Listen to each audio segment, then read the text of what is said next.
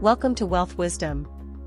If you have ambitions to achieve financial success, please leave yes in the comment, and we are here to help you obtain insight and build wealth.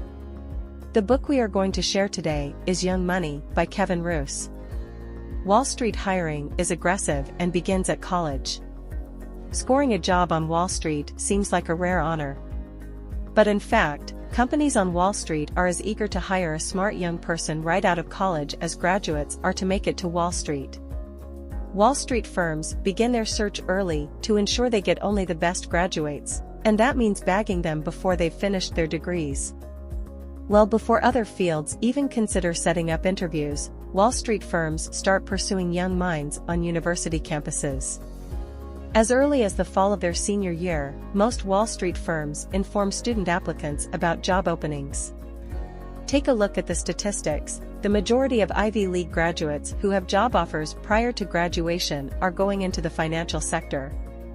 That's 46% in Princeton in 2006 and 28% in Harvard in 2008. The best Wall Street companies spare no expense on enticing the smartest young minds and ensuring the hiring process is as simple as possible. But although it's an easy process, it's also aggressive. Top firms hold presentations on campus, often boasting Jay-Z-style promotional videos. One presentation by Morgan Stanley at Penn's Wharton Business School spouted phrases like "boundaries will be shattered," and "in the finance world, every day is a new day," to a pop rock soundtrack. As well as the presentations, companies also provide interview workshops, treat potential candidates to expensive dinners, and follow up with phone calls. The interest they show in exceptional students is comparable to polite stalking. So do any students actually fall for these gaudy presentations?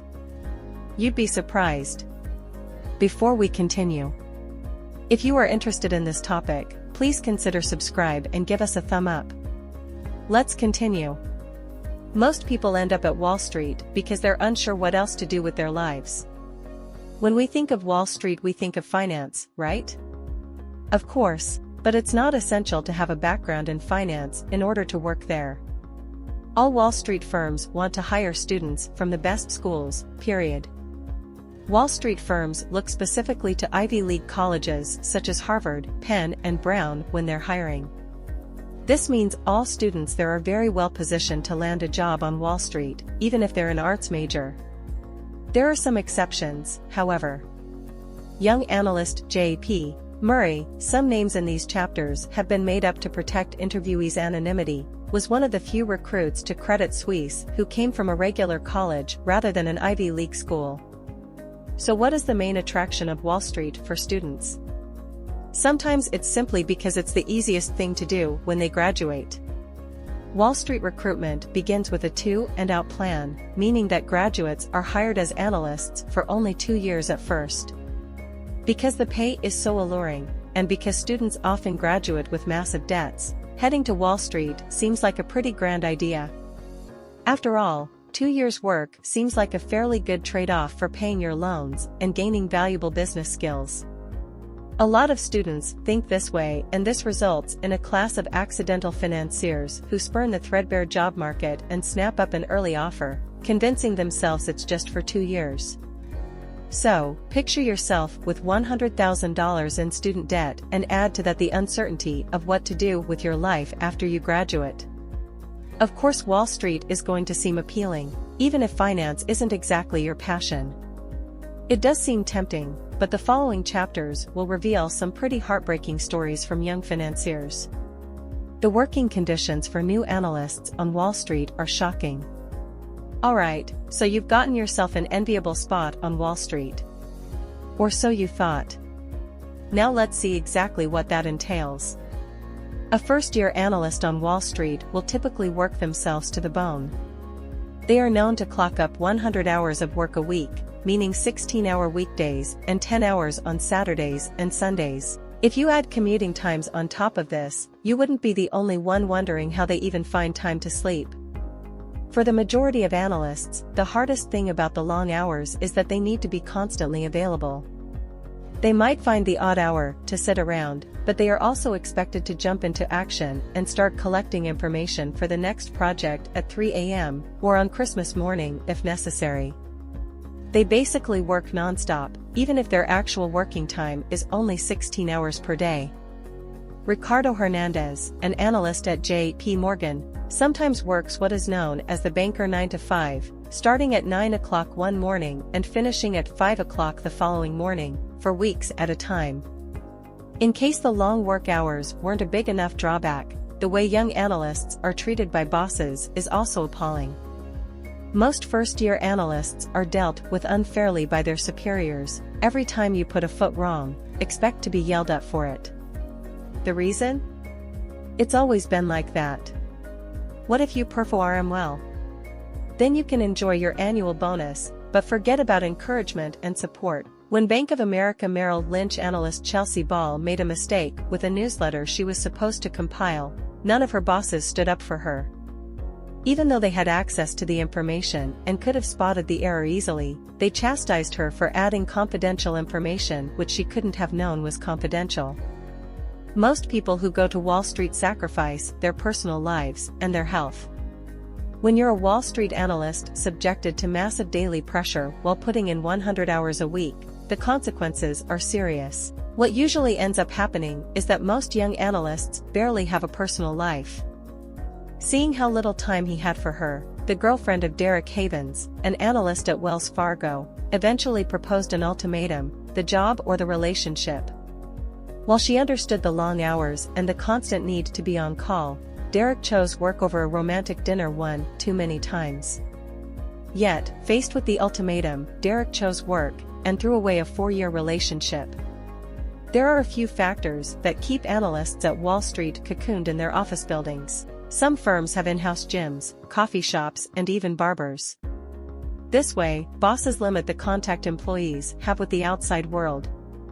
Aside from having an adverse effect on relationships, working around the clock also affects physical health. Extreme sleep deprivation, huge stress levels, and limited movement make a dangerous cocktail that often ends up endangering the health of Wall Street analysts, a risk they claim to be ready for. One extreme example is Arjun Khan, a young analyst at Citigroup.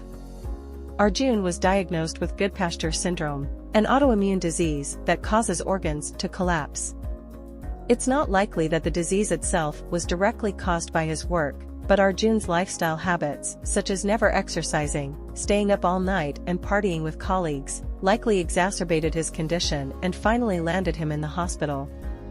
From there, he was forced to seriously review his career choice. For most young people, working in finance is a job like any other. During the protests after the 2007 market crash, young analysts could relate far better to the protesters than the older, more seasoned Wall Street professionals. Occupy Wall Street was a movement against everything Wall Street stood for, including the insatiable and ruthless pursuit of power and money. Older bankers, however, weren't so concerned, as they didn't think the protesters' demands were credible. But the younger analysts felt differently. They were the same age as the protesters themselves, and many of them had friends or family members who backed the movement. For instance, when protesters marched under Goldman Sachs analyst Jeremy Miller-Reed's window, he felt he was on the wrong side of the glass. He started to lie about his job when he spoke to others, because he was ashamed to work there. Miller-Reed was aware of what Wall Street represented to many, but other young analysts appeared not to understand the full impact of their work. For a lot of Wall Streeters, their job is like any other. Even though they earn more money than people in most other industries, they still fall within the 99% of the population. They almost never get to have their say on deals and are often assigned mundane support work, such as working on Excel sheets or pitch books. This is why one J.P. Morgan analyst was angry that the public didn't differentiate between the people at the top and the juniors like himself. He even went so far as to say it was like accusing all the athletes on a team of a heinous crime, when only one is guilty. Working on Wall Street changes you for the worse. So far we've focused on first-year Wall Street analysts, but what happens to those who decide to stay on after 12 months? Working on Wall Street starts to have a major impact on the personalities of the people who work there. After the first year, most analysts finally get to enjoy some spare time and freedom. Many of them start seeking out more easygoing positions, such as jobs in private equity or hedge funds. Although most young analysts on Wall Street just want to get through the first 2 years and leave, they often end up changing their minds. Some analysts succumb to the temptation to stay on because they get accustomed to the atmosphere and to maintaining a secure, well-paying job. Suddenly, this seems a lot more appealing than changing careers. But for those who acknowledge the Wall Street mentality and continue, slight personality changes begin to take place. They go from being upbeat, happy graduates to frayed, short-tempered worker bees. Relationships with others start resembling business transactions, and cynicism becomes a normal reaction. Remember Derek, who chose his job over his girlfriend of 4 years? Those who stay on Wall Street can easily become part of the 1%, but they pay the price with their values and morals. When the author approached top Wall Street executives to ask what their lives were like, he only received PR department answers. He therefore decided to sneak into the induction dinner of Kappa Beta Phi, a secret club founded in 1929 for the top 1%. Once there, he witnessed an extravagant dinner with a stage full of neophytes, each of whom was expected to do a trick. The grand finale of the humiliating show included the newcomers wearing Mormon missionary outfits, singing about God's plan for them to earn 7-figure bonuses. There are many other industries that offer adequate compensation, with far better work conditions. If you're weighing up the pros and cons of working on Wall Street, first make sure you consider what alternatives are available. Being on Wall Street for 2 years might seem like the path of least resistance for some, but it's unlikely to be a route that will make you happy. It's easy to forget that 2 years can be a long time when you're trawling through tedious, almost meaningless work which prevents you from having any free time. People with creative potential shouldn't forego their talent for the security of a lucrative job.